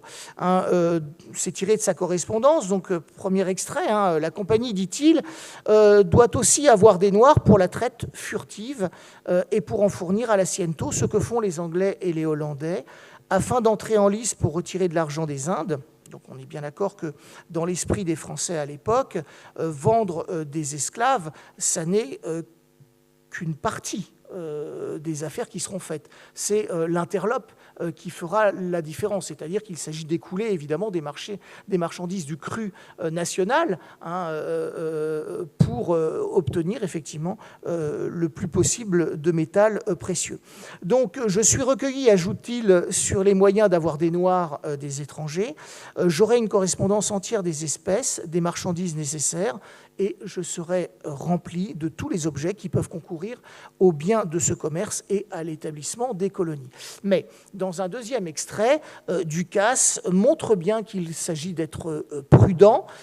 Effectivement, il a eu l'occasion de voir que depuis la France, depuis la métropole, les Français ont tendance à avoir des idées sur ce qui se passe aux Antilles, des idées souvent fausses, ou alors décalées dans le temps, ce qui est dramatique une fois qu'on a traversé l'Atlantique. Et donc il ajoute « Le commerce espagnol n'a ni les facilités ni les avantages qu'on se propose. Il ne faut flatter personne de présumer qu'on peut aborder librement chez les Espagnols, d'y faire des traités et d'avoir des correspondances certaines, ni éviter des dangers manifestes. » Donc Ducasse apportera toujours une retenue, une prudence à mettre en œuvre, sachant très bien que c'est pas parce qu'on décide comment dire, en France ou en Espagne que les choses se passent de la même façon, donc, comment dire, aux Antilles. Alors, la chronologie, elle va aller très vite pour la mise en place de cette compagnie de l'Asiento. Le 8 septembre 1700, Ducasse est à La Rochelle. Il se rend à Paris. Alors avec Renaud d'Hélice-Gueret, c'est celui qui va être l'inspecteur en quelque sorte de toutes les fortifications sur les places espagnoles dans la péninsule ibérique. Il est avec Laboulet, qui est directeur de la compagnie Saint-Domingue en 1698. Donc on voit bien que ces trois personnages sont des personnages importants dans ce qui va se jouer ensuite. Le 1er novembre, c'est la mort de Charles II. Le 10 novembre, Louis XIV accepte le testament, je me dépêche. Le 2 décembre, Philippe d'Anjou donc, quitte Versailles pour occuper le trône de Madrid. Le 13 janvier, il est à Bayonne. Et voilà. Début février, Ducasse l'a déjà rejoint, il le rencontre à Burgos et le 18 février, il commence les pourparlers avec le cardinal de Portocarrero, donc directement à Madrid. Donc le problème, si vous voulez, qui va se poser, c'est qu'on sait que la guerre est imminente. Accepter le testament, c'est de toute façon accepter la réouverture du conflit. Et donc le problème pour la France, c'est que les diplomates français s'aperçoivent que la situation est très très difficile à gérer. Il ne s'agit pas seulement de signer un contrat, il s'agit aussi de faire que l'Espagne demeure entre les mains des Bourbons. Et ça, c'est une affaire autrement plus compliquée. Donc la situation en Amérique est désastreuse. Alors je vous ai mis un peu les grands thèmes, donc je passe très très vite là-dessus. Donc manque d'armes, manque de munitions en Amérique, tous les rapports le stipulent. Les fortifications sont dégradées, d'importants sous-effectifs entre ce qui est sur le papier et la réalité parmi les garnisons, des retards de soldes pour les marins, pour les soldats, des mutineries, donc Macao, etc. Une forte mortalité parmi les marins. La dernière flotte, il y a eu 7000 morts. Mauvais état de la flotte. Les comptes qui ont été faits montrent qu'il n'y a que 14 vaisseaux pour protéger l'Amérique, en très mauvais état pour la plupart. Incompétence et corruption des autorités américaines, donc autorités américaines et espagnoles, et puis des ordres qui ne sont pas respectés, qui sont déformés, et puis surtout de plus en plus la crainte effectivement que des gens trahissent et ne soutiennent Charles III. Donc, la première mission de Ducasse sera essentiellement une mission qui vise à apporter des remèdes à tout cela. Donc, ça implique, entre février et mars 1701, l'envoi de flottes françaises, et ça va retarder effectivement la signature de l'Asiento. Donc, c'est Ducasse qui va gérer toutes ces escadres, l'escadre de Coëtlogon, donc 10 vaisseaux, et l'escadre de Château-Renaud. Je ne m'appesantirai pas là-dessus, simplement ce sont des échecs parce qu'on envoie deux hommes de mer qui sont effectivement très valeureux, mais qui ne connaissent pas du tout les Antilles, qui n'ont même pas les cartes qui leur permettent de s'orienter sur place. Donc finalement, ça va tourner à la catastrophe. Vous savez que par exemple, l'escadre de Château-Renaud sera détruite en baie de Vigo. Donc voilà, quant aux deux escadres, elles seront effectivement... Enfin, la fièvre jaune va les attaquer. Donc on ne retire rien finalement de ces 30 vaisseaux qui partent outre-Atlantique. Donc, à l'époque, évidemment, les diplomates en France et l'ambassadeur de France, notamment le duc d'Harcourt, ne manquent pas de dire qu'il faut se hâter de signer l'Asiento. Donc c'est ce qu'il dit, je vous laisse lire. Et donc c'est la raison aussi pour laquelle, une fois ces escadres envoyées, eh bien, Ducasse, lors d'une deuxième mission, va s'occuper peut-être plus de négocier cet Asiento. Alors là encore, ça va être une véritable course, parce que donc Ducasse est de retour à Madrid le 15 août. Il a la procuration des principaux financiers réunis par Jérôme de Pontchartrain, donc le secrétaire d'État de la Marine et des Colonies. Il faut faire vite parce qu'on apprend juste à ce moment-là que Philippe V a décidé d'aller en Italie. Il est résolu effectivement de soutenir les possessions espagnoles en Italie, donc il faut faire très vite, il faut qu'il signe si l'on veut pouvoir envoyer les premiers vaisseaux, les premiers navires avant la fin de 1701. Je rappelle que la guerre commence en avril 1702. Donc le problème, c'est qu'on a laissé cette affaire entre les mains du Conseil des Indes, qui n'est pas du tout pressé d'en terminer. Donc le 25 août, Philippe V a réellement besoin d'argent, en tout cas 50 000 écus pour la garnison de Milan. Donc il enlève cette négociation au président du Conseil des Indes, donc le marquis del Carpo, et donc rétablit 2 commissaires pour traiter directement avec Ducasse. C'est la raison pour laquelle les affaires vont être menées beaucoup plus rapidement, beaucoup plus rondement. Donc le 29 août, le traité passe par le Conseil des Indes, qui n'a rien à proposer d'autre. Et donc le 4 septembre, le traité est entériné. Philippe V part le 5 pour Barcelone, et donc probablement signe-t-il dans la ville de Daroca, signe sans ratifier. Le traité part pour Paris, où l'acte de société n'est signé que le 15 septembre. Mais finalement, si on regarde la chronologie, tout ça s'est fait très rapidement. Encore qu'il y ait un problème, c'est que c'est bien gentil de signer ce traité pour la France. Encore faut-il en désengager le Portugal et la compagnie de Cacheux. Donc là encore, très rapidement, on sait très bien qu'il va falloir rembourser la compagnie de Cacheux, donc à savoir 600 000 livres de dédommagement et plus de 700 000 livres d'avance faite au roi d'Espagne. On prévoit de le faire sur l'arrivée des futures flottes, des futures flottas. Le fait que les Portugais passent du côté des Anglais va simplifier la chose, qui sera oubliée jusqu'au traité d'Utrecht. Mais ce que je voudrais dire simplement, et je finirai là-dessus, ce sera quasiment ma conclusion, c'est que l'Asiento français s'inspire fortement de l'Asiento portugais. C'est-à-dire qu'on a repris à peu près des clauses, sauf que quelques clauses, et c'est ce que j'ai isolé par la suite, quelques clauses sont particulièrement intéressantes pour la France. Et encore une fois, l'Asiento français, il faut le voir dans une attaque générale des intérêts espagnols par les Français.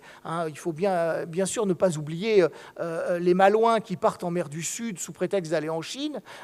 Tout ça fait partie, si vous voulez, de cette pénétration française au cœur du dispositif espagnol. Alors, ce que l'on voit dans différents articles, donc 48 000 Noirs à conduire aux Indes espagnoles en 10 ans, un droit de 33 écus par tête à verser au roi d'Espagne, bon, j'ai calculé, ça fait à peu près 11%, mais la compagnie obtient le droit de commercer avec Buenos Aires. Ça, c'est très important, parce que d'ailleurs, Ducasse fera tout pour s'octroyer finalement cette affaire.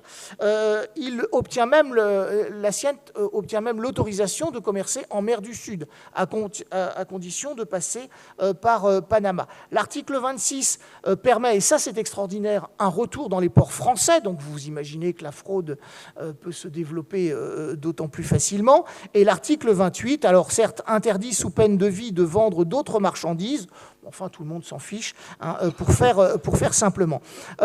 Autre chose intéressante, le roi de France frétera au fur et à mesure ses vaisseaux à la compagnie à raison de 7 livres par tonneau et par mois jusqu'à concurrence de 750 000 livres tournois. Ça aussi, c'est une partie de l'histoire qui est ignorée des relations entre la France et l'Espagne durant la guerre de succession d'Espagne. Il faut savoir que la France a tout fait pour construire une marine nouvelle à l'Espagne, quitte à lui donner ses équipages. Et finalement, le fait de fréter des vaisseaux du roi dans une compagnie privée, même si le roi est actionnaire, eh bien, fait partie, en quelque sorte, du jeu. Donc, voilà, je continuerai très vite. Chaque roi a 5 sols, donc 5 sols, en fait, vous avez 20 sols en tout, donc c'est à peu près 25% pour chaque roi. Les 50% restants sont partagés entre différents actionnaires, dont vous avez la liste ci-dessous. Je voudrais juste attirer votre attention sur le fait que la plupart des actionnaires sont déjà actionnaires de la compagnie de Saint-Domingue, qui eux-mêmes sont actionnaires de la compagnie Guinée. Donc, si vous voulez, il y a une filiation là qui est tout à fait intéressante et qui montre effectivement qu'on a repris des financiers qui, à défaut de connaître bien le milieu sur place, connaissent bien en tout cas la traite négrière. Bien. Donc je vais passer parce que je ne veux pas prendre trop de temps. Voilà, je termine sur le fait qu'on a effectivement un contrat qui a été signé, on a un contrat qui finit par être ratifié. Le problème, évidemment, c'est de placer les agents en Amérique. Et toute la difficulté est là. Et donc, Ducasse va saisir le fait que ces places espagnoles doivent être ravitaillées coûte que coûte, en munitions, en troupes, etc., pour, imposer finalement les agents de la Compagnie de l'Asiento dans tous les ports de l'Amérique espagnole. C'est ce qu'il va faire donc dans le premier convoi qu'il organise entre 1702 et 1703. Ce convoi est très important. Il ne ramène pas encore de métal précieux, mais en tout cas, il permet aux différentes garnisons finalement de résister aux Anglais. Il va surtout remporter cette bataille très très longue sur 5 jours de Sainte-Marthe qui lui permet d'être agréablement connu et réputé parmi les Espagnols. Mais encore une fois, surtout, des agents sont implantés dans tous les ports espagnols, que ce soit dans les 2 vice-royautés, si vous préférez. Cela étant, une fois rentré en France, Ducasse va devoir continuer la guerre. Il participera à la bataille de Vélez-Malaga. Il organisera 2 autres convois en 1707-1708 et 1711-1712 où il ramènera du métal précieux. Juste un tout petit mot pour 1711-1712, c'est important. C'est la première fois où le monopole de la Carrera d'Indias est littéralement piétiné, puisque le métal précieux revient sur des vaisseaux de guerre français et uniquement sur eux. Et donc c'est ça, beaucoup plus que l'Asiento, qui lui vaudra effectivement la Toison d'Or. Je vous rappelle qu'il n'était pas catholique à l'origine, et je vous rappelle qu'il n'est toujours pas noble, donc lui donner la Toison d'Or, c'est le fait pour Philippe V de montrer qu'il récompense là, quoi qu'en pensent les autres, un fidèle serviteur de l'Espagne. Louis XIV a fait la même chose de son côté pour un fidèle serviteur de la France. C'est peut-être l'image qu'il faut retenir de Ducasse. Je vous remercie.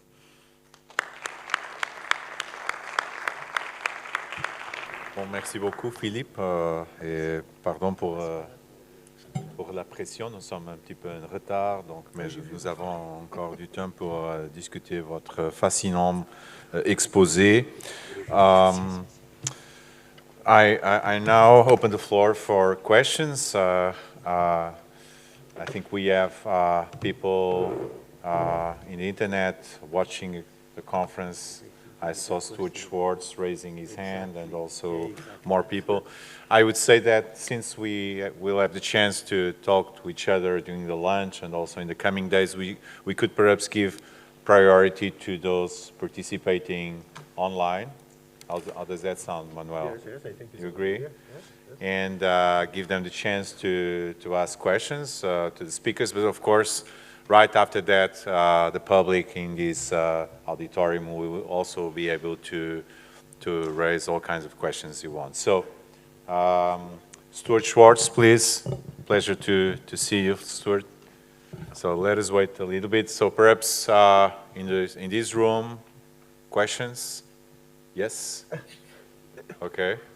Quería preguntarte si en la documentación que has encontrado de Ducas has visto alguna relación con el Consulado de Mercaderes de México o más en concreto sobre Luis Sánchez de Tagle, porque he visto que en 1704 hay un préstamo que se le hace a Ducas, pero no he visto nada más. Ni siquiera sé por qué es ese préstamo, por la documentación primaria que consulté. Entonces, si podrías, o si sabes algo sobre si tiene alguna relación con el Consulado de Mercaderes de México, pues te lo agradecería. Il te demande si... Tu le fais? Manuel? Il te demande si il est en train d'étudier le consulado de México, des marchands, et un des marchands du consulado, Tagle, a des rapports avec Ducas. Il voulait savoir si tu as de l'information sur les rapports avec Ducas, avec le consulat de Mexico. D'accord. Okay. On répond tout de suite ou... Non, on va rassembler des questions, d'autres questions. Yes, si. Might be rather marginal to talking about the asientos, but since we're talking about the second half of the 17th century, when we get the rapprochement between Spain and the Dutch, which seemed to be, if I gathered it rightly, largely driven by merchants. But I was wondering, from the Crown's perspective, whether there was still this lingering issue of the Philippines, the Filipinos, and the Hispano-Dutch War, where basically in Southeast Asia, of course, the political situation was somewhat different from the Caribbean. So my question is whether the Philippines, what was going on in the Philippines, actually entered into any discussion about the Asiento. Thank you very much, Professor Newsom. I also, j'ai aussi une question à poser à Philippe. C'est un petit détail sur le mot asiente, que vous avez dit que c'est comme les Français l'appellent, ce type d'organisation. Vous trouvez le mot dans les sources ou c'est quelque chose qu'on utilise aujourd'hui pour classifier, c'est-à-dire, et si on le trouve dans les sources, ça veut dire quoi? Qu'on est en train de voir ici la circulation des différents modèles d'organisation mercantile, comme vous avez dit, pour le cas de la compagnie portugaise de Cacheo, qui a servi d'inspiration pour cette compagnie sur laquelle vous avez parlé. Donc, du même pour une certaine idée espagnole plasmée ou matérialisée dans le mot asiento comme source d'inspiration pour des Français dans ces opérations dans l'Atlantique. C'est ça. And now we have Stuart Schwartz asking a question. My question was for Wim Klooster. Can you hear me, Pedro? Yes, that's perfect. Thank you. Yeah. Right. Very nice to hear you, Stuart. Wim Klooster. Wim, I was curious when the Dutch get involved in the interest in the Asiento in the time of the War of the Spanish Succession. Was there any connection to the previous contacts that went through Amsterdam when the Portuguese held the Asientos in the 17th century? That is, was the Sephardic community still interested in this, or was this exclusively something of the Dutch West India Company? Thank you, Stuart. Yes, Margarita? Sí, yo tengo una pregunta para Manuel.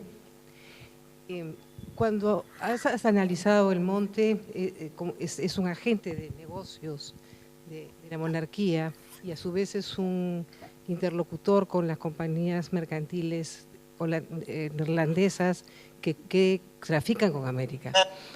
Mi pregunta era si has visto algún nexo concreto con compañías mercantiles sefarditas que van a América, que están o en Curazao o que van incluso a tierra firme, o eventualmente con Jamaica, que tenían una colonia mercantil sefardita muy importante que ha trabajado justamente no a la Saharia. ¿Ha trabajado quién, perdón? No a la Saharia. Sí, voilà, sí. Gracias, Margarita. Sí, J'avais une question pour Philippe. Je voulais vous demander, poser une question à propos de la rentabilité de la compagnie. On a vu les investisseurs. Est-ce que ça a été une bonne affaire économique ou pas et pourquoi? Merci. Merci, Benoît. D'autres questions? Manuel? Yeah. I have a question for being clustered. It's not just I'm curious about if you have more information about the situation in Caracas in 1703 during the War of Spanish Succession. They took a position in favor of Charles III, Habsburg, and it's an area really related with the power of the Dutch, the presence of the Dutch, the presence of the Asiento. Is really a Dutch area, and more since the assault of Araya, but also during all this period. It's the same also like what's happening in Cartagena de Indias. And I'm wondering if for Cartagena de Indias, this change of the situation of the status quo was so important for them, so beneficial, the relation with the Dutch and with this illicit trade. We have a lot of information in the archive about the position of the governors, and your books also show that. What is for them the arrival of the Asiento, the French Asiento?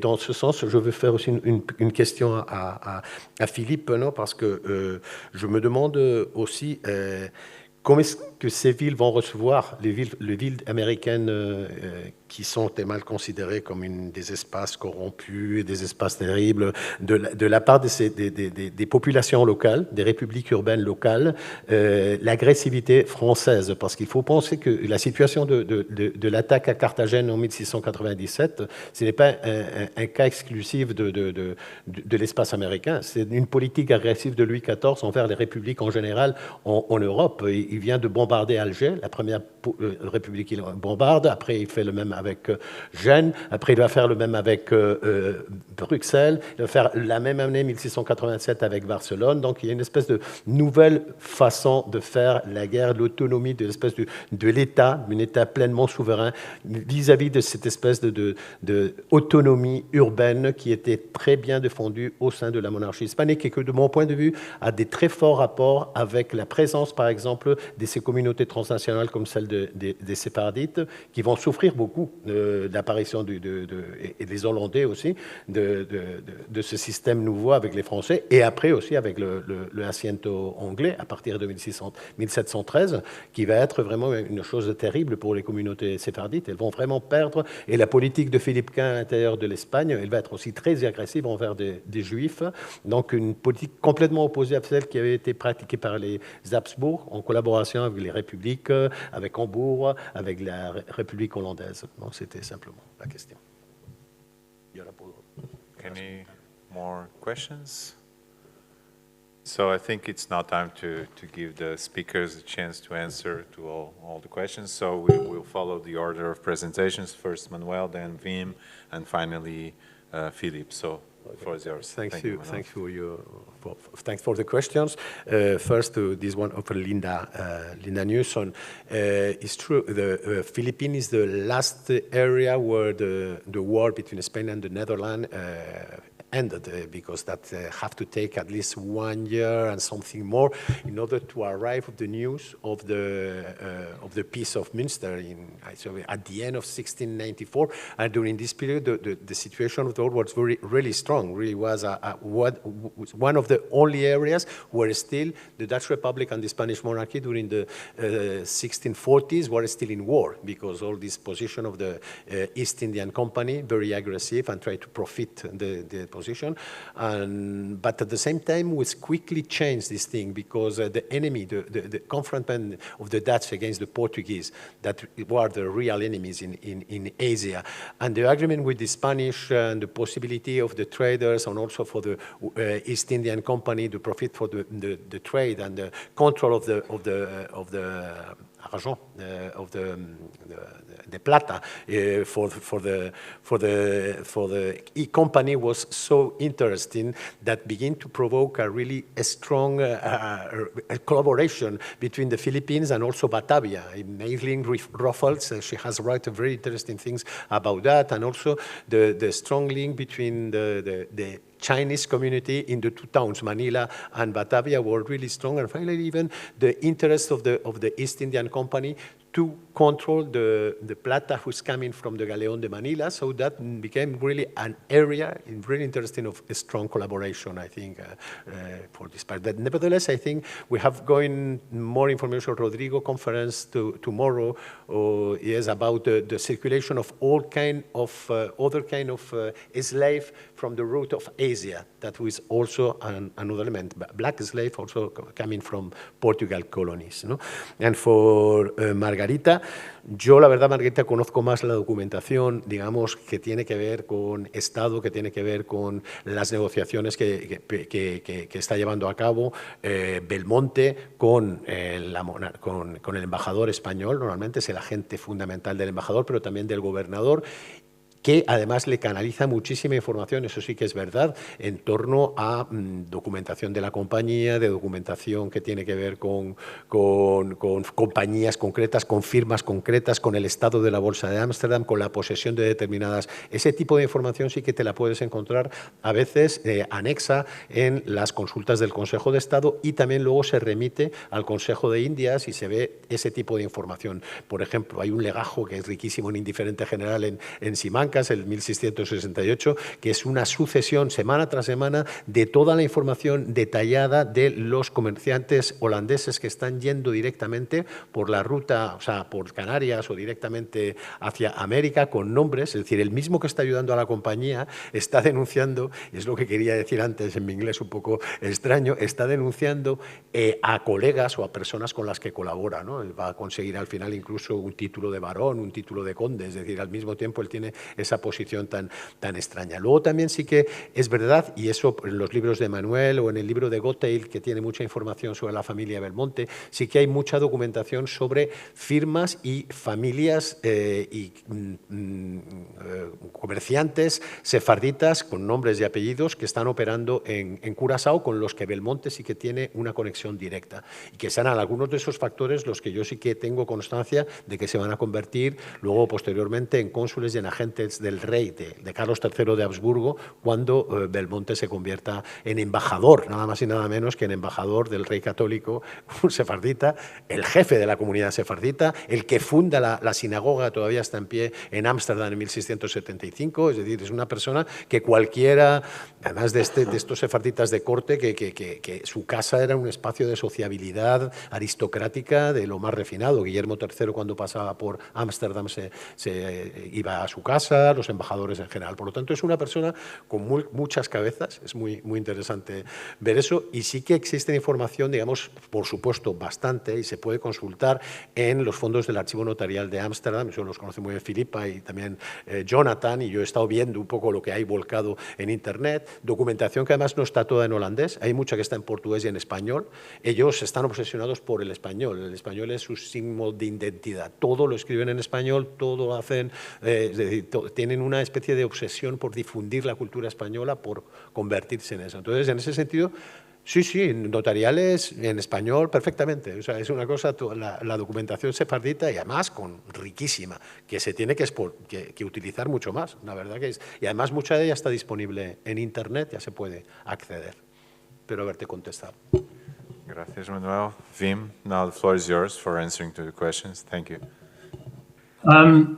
Stuart Schwartz asked a question about the connection between the Dutch role in the French Asiento during the War of the Spanish Succession, the previous Dutch connection to Portuguese Ascentistas, and in particular the role of the Amsterdam Portuguese Jewish community.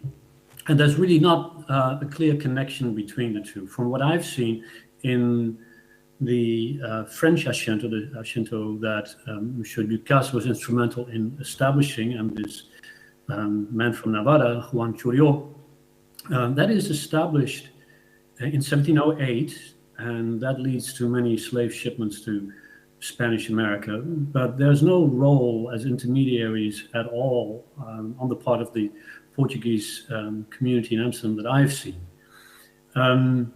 There is, of course, a time lapse too between the previous involvement of the Dutch with the Portuguese in 1708. But I think very significant is also that this was a contract that was signed in the Caribbean by the Governing Council of Curaçao, which, of course, did have very significant contacts with its own Jewish community, which formed about 1/3 of the population of Curaçao at that time. And this perhaps then in answer to Manuel's question, the other question about the connections on the ground in Terra Firma between Spanish-American politicians on the one hand, and on the other hand, the Dutch Jewish community of Curaçao. What is very interesting that around the time that the war breaks out, and it becomes very clear that the Dutch are supporting Archduke Charles, there is a plan that I quickly refer to in my paper. There's a plan that is designed by which the Dutch would receive a large part of Spanish South America, and especially the northern half. And what's interesting is that in that plan, one of the most prominent merchants in Curaçao, a Portuguese Jew named Felipe Enriquez, who in 1699 is arrested by the Spanish Inquisition, but is released, partly perhaps because of his contacts in high circles. He was supposed to be, in the case the Dutch would end up with the province of Caracas, he was going to be the governor of that province, which is, of course, something completely unheard of in those times, such a high-ranking Portuguese Jew. Then again, there is the example of Manuel Belmonte and the world in which he lived. I cannot speak to Cartagena and the Indias. At this point in time, there are no close links between either the Curaçaoan political elite or the West India Company and Cartagena and the Indians. Thanks. Thank you, Wim. Now, Philippe, oui. vous pouvez répondre. D'abord, pardon de ne pas parler espagnol. On échangera nos cartes et puis comme ça on pourra parler de ces... Moi j'ai pas d'archives particulièrement sur Ducasse et le consulat de Mexico, donc ça m'intéresse fortement. En revanche, à Vincennes, au service historique de la Défense, on peut trouver des archives sur les troupes françaises qui étaient stationnées à Mexico et c'est assez intéressant finalement puisqu'elles ont stationné assez longtemps, quoi. Donc on pourra toujours voilà, s'arranger. Pour une deuxième question sur l'Asiento, comment dire, c'est assez compliqué finalement l'Asiento à cette époque parce que ça coïncide aussi à un moment où la plupart des marchands, des négociants en France, en Angleterre, veulent privatiser finalement le commerce négrier. Donc continuer à le faire sous forme d'une compagnie, c'est assez compliqué. Et Ducasse fait partie de ces marchands en quelque sorte, de Dieppe particulièrement, mais aussi de La Rochelle, donc protestants à l'origine, qui demandent depuis longtemps à ce qu'on enlève le carcan justement des compagnies. Le problème, je pense que ça vient de Paris, c'est qu'il faut effectivement centraliser cette compagnie, il faut la mettre sous surveillance. Je pense qu'il y a la volonté aussi de ne pas léser le roi d'Espagne, qu'on ne puisse pas dire quoi que ce soit contre la France du petit-fils à l'égard de son grand-père. Et donc, il y a la volonté donc, de surveiller. Et donc, Ducasse est obligé de faire avec ça. Et je pense qu'il a été obligé de prendre le modèle de la compagnie de Cachéo, donc portugaise. Mais si ça avait été lui, parce qu'on le voit dans les archives à propos de la compagnie de Bourgogne ou de Saint-Domingue, il aurait fait quelque chose de très différent, c'est-à-dire de beaucoup plus souple. Je pense qu'il l'aurait fait avec Saint-Malo. Et je pense que du coup, les résultats auraient... Alors, c'est toujours terrible pour l'Afrique, mais les résultats auraient été beaucoup plus efficaces. Parce que clairement, la compagnie de l'Asiento n'a pas eu de bons résultats, tout comme les compagnies françaises ont toujours été très très mauvaises. Heureusement pour l'Afrique. C'est le moins qu'on puisse dire. Donc je pense que c'est plutôt comme ça qu'il faut le voir. Après, à propos de l'attaque, effectivement, sans pitié de Carthagène, c'est vrai que pour Louis XIV, il y a Carthagène et il y a Barcelone. C'est clair. Je ne pense pas qu'il faille le voir peut-être comme ont été les bombardements de Gênes, d'Alger, etc. Je pense que c'est une guerre qui a duré très longtemps. La France est épuisée. Il faut faire la paix. Et donc la seule chose que trouve finalement originale Louis XIV, c'est de marquer le coup et de peser dans les négociations une fois pour toutes.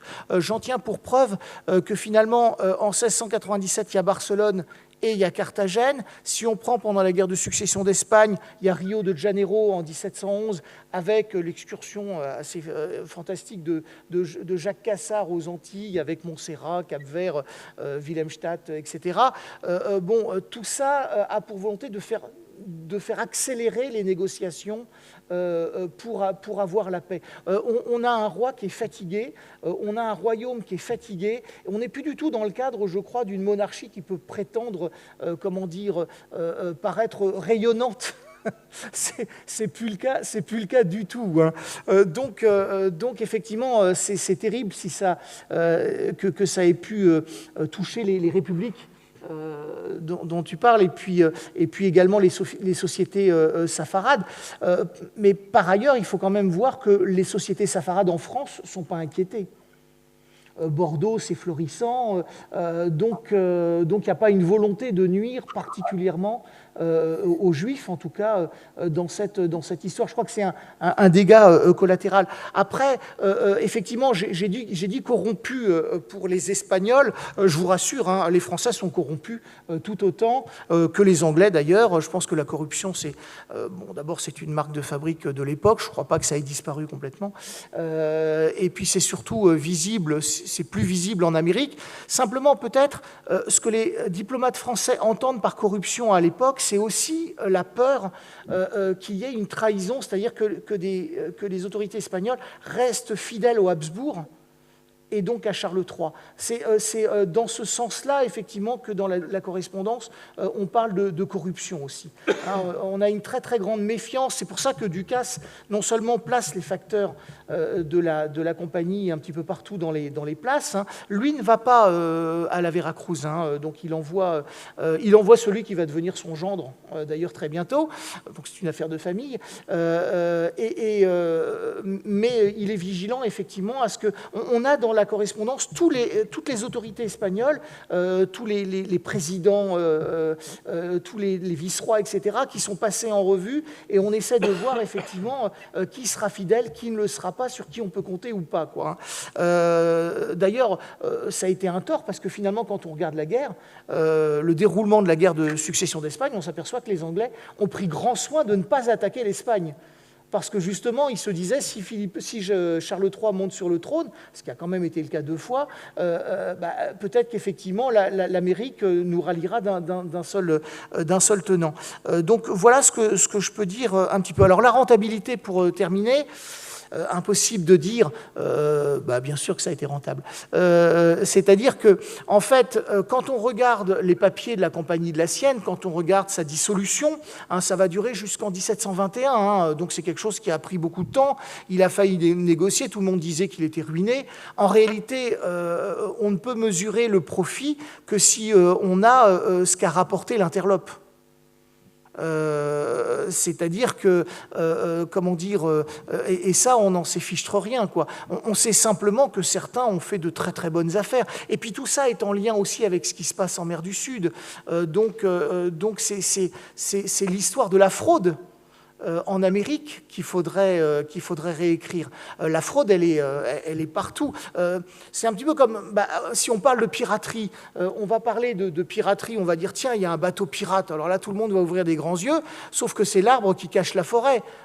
Pour un pirate, il y a 40 ou 50 navires traitants qui viennent du Rhode Island, qui viennent du Massachusetts, qui viennent de France, qui viennent d'Espagne, avec des intérêts combinés. Donc c'est ça, en fait, le véritable profit. Ce qui échappe, or les contingents d'esclaves qui sont embarqués à bord des navires, ils sont comptabilisés. On a du mal, effectivement, à échapper, sauf quand on peut les acheter ici ou là. Mais c'est vraiment la fraude, je pense, qui est la plus, qui offre le relief le plus important à ce profit. Et il y a eu profit.